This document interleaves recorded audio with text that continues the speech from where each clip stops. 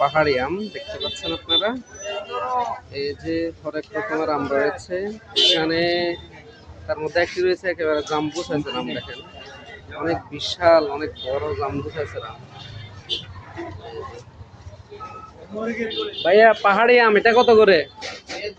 এটার নাম কি? আচ্ছা, এটা মিয়াজার কি, এটার দাম কত? এটাও 200। এটা কি আম?